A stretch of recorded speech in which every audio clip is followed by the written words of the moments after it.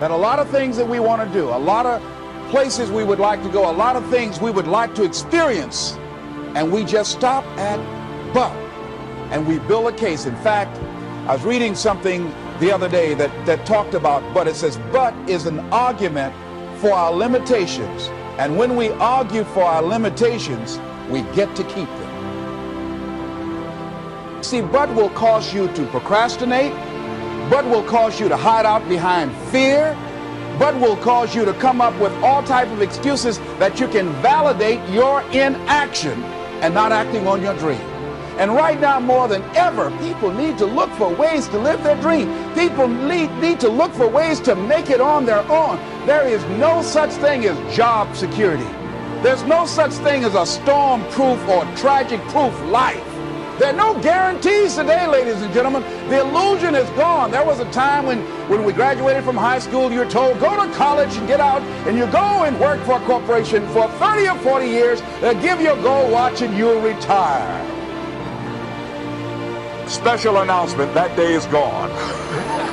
That day is gone, never to return again. So instead of people living in fear, feeling stressed out, feeling powerless, feeling like victims, I think it should be a time that we need to begin to look at ways that we can become an active force in our own lives. Look at ways when we can decide to take charge of our own destiny. Look at ways when we can decide to design a life of substance and begin to truly live our dreams. And it's time for people to decide, I'm ready to get on with my life. Shake somebody's hand on your right and left. A guy named Bob May said, don't let nobody turn you around. Do that right quick. Now, you know, a lot of people say, I'm going to live my life one day when things get right. When I get all my bills paid. When I get my feet on the ground. I say, what have you been walking on? See, there are no problem-free moments. A guy named Dimples had a record one time called, If It Ain't One Thing, It's Another. And I say, if it ain't one thing, it's 12 others. Always something there to build a case on why you can't move on, why you can't grow to the next level, why you can't begin to manifest your greatness, why you can't begin to live life on your terms. Always something there to block you, to keep you where you are, and keep you from beginning to develop your true greatness. Always some fear. How do we handle it? I'm saying that if you've been hiding out behind but, if you've been using the fact that you don't have enough money or you don't have the education, take it head on. Don't get the education. I was saying to a guy the other day who was saying, I said, how old are you? He says, 47 years old. I said, your sister tell me that you can't read. He said, that's right. I said, why? Well, you know, I didn't go to school. Excuse me, how old are you? 47. 47? Yes. And you can't read or write? Yes. Have you ever heard of adult school, adult education? Have you decided that you should learn how to read to begin to expand your world? Why are you using that as a racket? Why don't you decide now that you're going to expand your world? That if other people can learn, you could learn too. Well, it's hard for me. Have you been and sat in a class yet? Have you signed up yet? No, I haven't. See, a lot of people say no, ladies and gentlemen, to things, and they don't even know what they're saying no to. They haven't even challenged themselves. He hasn't even gone to sit into a class and say, teach me how to read. Instead, it's been easier for him to go through life, he thinks, trying to play a whole con game, pretending he knows how to do something that he doesn't know how to do. And you know what? Most of us go through life like that. Most of us go through life pretending that we're satisfied where we are, pretending that everything is okay, pretending that we don't have any special goals or ambitions or desires, when really deep down inside we do really want more. But if you look at our behavior and judge based upon what we do, I really will tell you some true stories about people, because you have to judge a tree by the fruit it bears, not the fruit that it talks about. See, a lot of people pretend that they want more out of life. But all you have to do is watch their actions. That will tell you something. So I used to pretend that I wanted to lose weight, but how could you tell I was pretending? Watch me when I have a piece of sweet potato pie.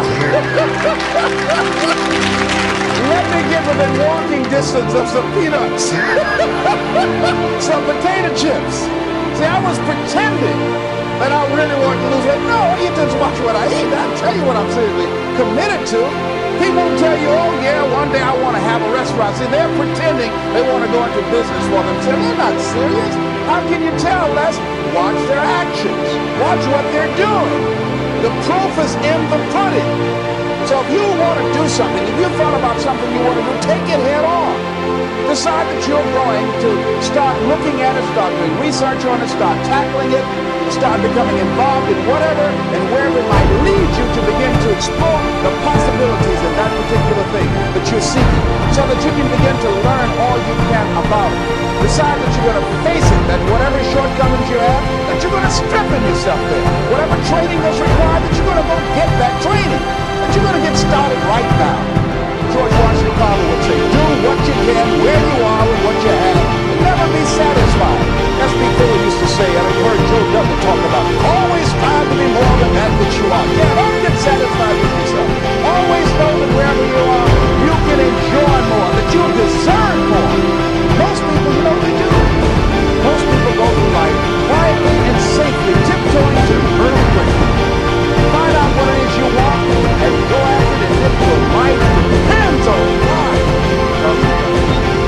People that have found their passion, people that found the things that they love, people that have found the things that they can pour their lives into, those people live long. I was in New York. I had to do a seminar at a special church in and I said, how is it that you were able to build this big housing facility and got all of the various community and religious groups together to have this dwelling for 2,000 residents that were once homeless? How were you able to take on this responsibility? Wasn't it overwhelming? He said, the kind of work I do, he said, it's in me. I've got to live what's in me. And I think that's everybody's desire in life. You got to live what's in you. Life is just too short and unpredictable. But what do we say? But there always be tomorrow. Oh no. There's no guarantees you're going to show up tomorrow.